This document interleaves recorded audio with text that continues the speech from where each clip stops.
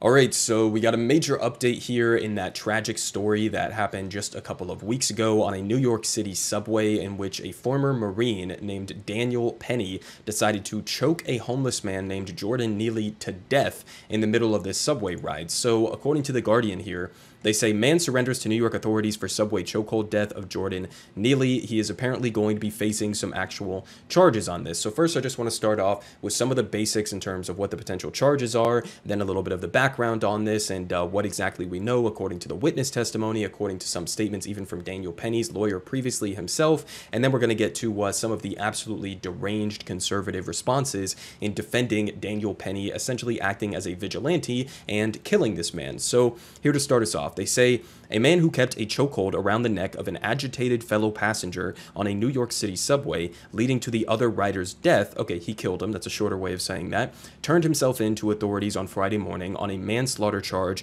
that could send him to prison for 15 years. They say Daniel Penny, who's age 24, surrendered to authorities to be arrested and charged with second-degree manslaughter. Okay, so what is the charge for second-degree manslaughter? What does that actually mean in legal terms within the state of New York? Well, here, according to NBC New York, they say the definition is, quote, recklessly causing the death of another person. Okay, now keep in mind, according to all of the witness testimony that we've seen so far, okay, everybody who was involved in this situation has claimed that Jordan Neely didn't attack anybody, okay? He didn't hit anybody during this subway ride or anything like that. If anything, it seems like he was just acting kind of erratically and yelling some things while he was on the train and just made people feel somewhat uncomfortable, right? If you've ever been on public transportation in a major city, okay, then you've seen this kind of a situation play out before. Usually doesn't result in somebody being choked for 15 minutes, okay? 15 minutes. That's how long he apparently held this chokehold, all right? So, I mean, again, it's one situation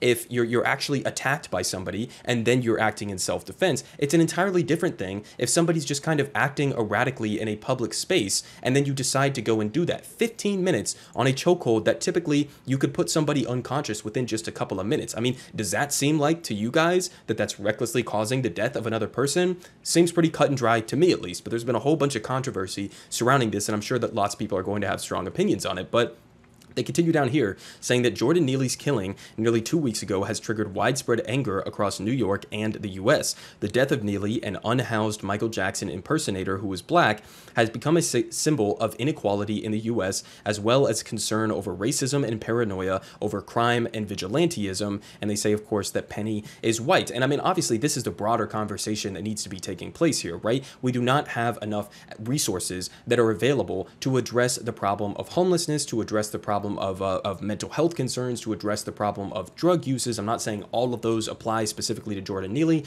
just broadly in the United States, we do not treat housing as a human right. We treat it as a commodity to be bought and sold, as an investment vehicle for more wealthy Americans, something that will be out of the reach for future generations, generations like mine. In all likelihood, we are never going to be able to achieve that sort of version of the American dream to own a home. But then even just beyond that, I mean, we've seen the statistics on this, right? If you are a minimum wage worker in the United States, there is not a single county within the entire country where you can afford a simple, even lower cost, cheaper 2-bedroom apartment for yourself or your family. And there's only like a couple of counties where that applies to a 1-bedroom apartment as well. Okay. So number one, the conversation should be about housing unaffordability, a lack of universal health care, and a lack of addiction services broadly if you want to talk about addressing homelessness. We're not having that conversation. We're somehow, for some reason, being forced into having a conversation about whether or not it's a good thing for somebody to be choked out on a subway for making other riders uncomfortable. I mean, that's where this conversation has gone.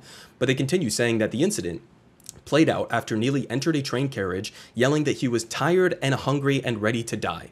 Okay, that's what he was yelling, right? And I haven't even seen any evidence that he was like directly saying like, I'm going to punch you in the face or I'm going to kill you to anybody who is on the train. I could be wrong about that. Maybe we'll get new information on that. But I mean, the guy, according to this, I mean, he's yelling that he was tired and hungry and ready to die. Apparently he said on the train that, it was basically easier, or was implying that it was easier for him to just go to jail than to get real access to solutions to his current situation. I mean, those are the kinds of things. These are structural issues that we're talking about about here.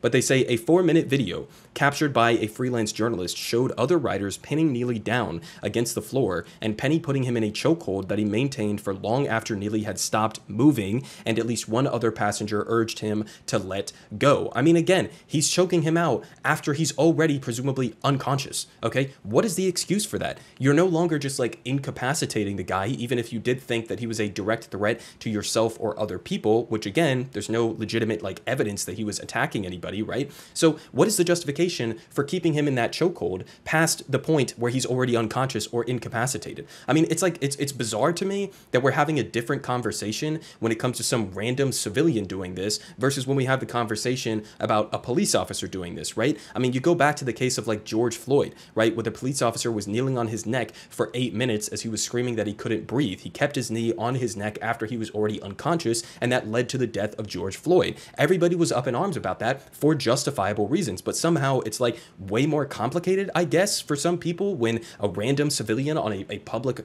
in a public location on a subway ride chokes a guy out for 15 minutes. I mean, this is just completely insane in my opinion. But they finish off here. They say, Neely's family have condemned Penny for offering neither an apology nor an expression of regret, and a statement about the incident that was released through his lawyers they highlighted Neely's mental health struggles. Penny's lawyers previously said that their client, along with 2 other riders who helped restrain Neely, had acted in self-defense. I mean, again, what is the justification that you were acting in self-defense? I mean, do they know what the definition of self-defense is? I mean, there's no claim here that Jordan Neely was directly attacking these people. So where does the self-defense argument come into this? Are we now making the argument that if somebody is being erratic in a public space, that in and of itself justifies acting in self-defense? I mean, these are the same conservatives who will come out and you know, rail against these woke lefties or whatever the fuck, these sensitive lefties, for saying that words are violence, and now they're turning around and basically saying exactly that, and saying words are violence, and not only are they violence,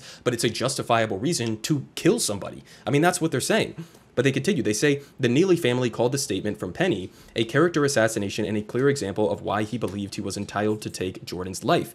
The truth is, he knew nothing about Jordan's history when he intentionally wrapped his arms around Jordan's neck and squeezed and kept on squeezing. And this is another aspect of this conversation that has been absolutely bizarre to me, is there have been some conservatives who have come out and they're bringing up some other previous crimes that Jordan Neely has been charged with throughout his past, some of which have been somewhat violent crimes. I think he like punched some woman in the face one time and broke her nose or something like that. But all of that is completely irrelevant to the actual situation that we're talking about, right? This Marine and all of the other people who were on the train at the time, they had no idea what this guy's background was. For all they knew, he could just be any random guy. I mean, that doesn't come into effect in this conversation. It's the same tactic that police use all the time when they kill some unarmed black men in the street, and then they turn around and they say, oh, he committed petty theft at a Target a couple months ago. And it's like, well, you didn't even know that, first off, and second off, that wouldn't be a justification to execute somebody, right? But anyways, we continue here, okay? So another aspect of this that I wanted to just highlight real quick is that obviously, again, we have a lack of resources for addressing these problems. We have over-policing, especially in a city like New York that is run by a literal former cop with Eric Adams in New York City, who has been trying his best to maintain police budgets as much as possible, overrunning their overtime budgets, trying to flood the subway system within New York City with police officers to go and brutalize homeless people, essentially. And in the meantime, I mean, we're getting, as they point out here, $615 million cut from homeless services, okay? So, I mean, like, what do you expect is going to be the outcome when you have a media ecosystem that is sensationalizing this hysterical approach to crime and, hyping up every single petty theft from a Walgreens in San Francisco as if it's the end of the world and a threat to Western civilization, okay? At the same time that we're slashing resources towards actually addressing the problem of homelessness, of addiction, of mental health illnesses within the United States, and also flooding the streets with cops. I mean, what exactly do they think is going to be the response to this kind of thing? Of course, you're going to have more and more people who feel like they need to take matters into their own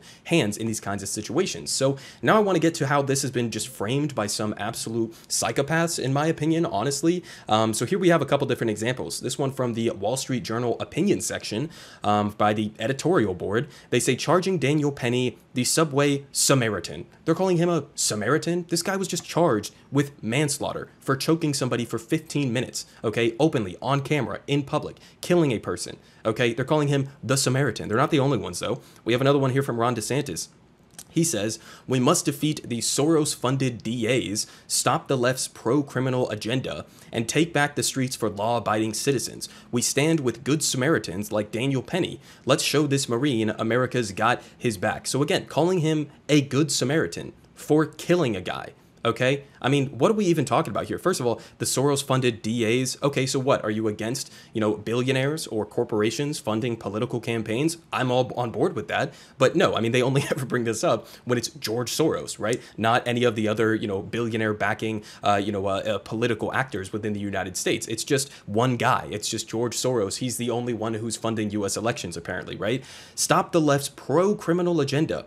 The left is pro-criminal, okay, because what exactly? Because we want to reorient resources towards actually addressing these problems in the long run, versus you, who's not pro-criminal, as you're actively defending a guy who's just been charged with second-degree manslaughter. No, it's us. We're the ones who are pro-criminal. I mean, this is a conversation that, or this is a point that honestly bothers me more than anything when it comes to this conversation surrounding police, is that it's not a question, okay? If you're talking about whether or not we should defund the police or reallocate resources to other different locations, right, towards more effective programs, right? Okay, this conversation is always centered around how much are we going to give the police, right? What are their budgets going to be? How many police are we going to have? How much, military grade weaponry are we going to give the police? That's the only solution that conservatives can possibly envision in terms of tackling crime. This is a really simple equation here, okay? If increased police budgets, if increased police militarization was actually the solution, and more prisons for that matter, and throwing more people behind bars was the answer to lowering crime, the United States would already be by far the safest country probably in the history of the world.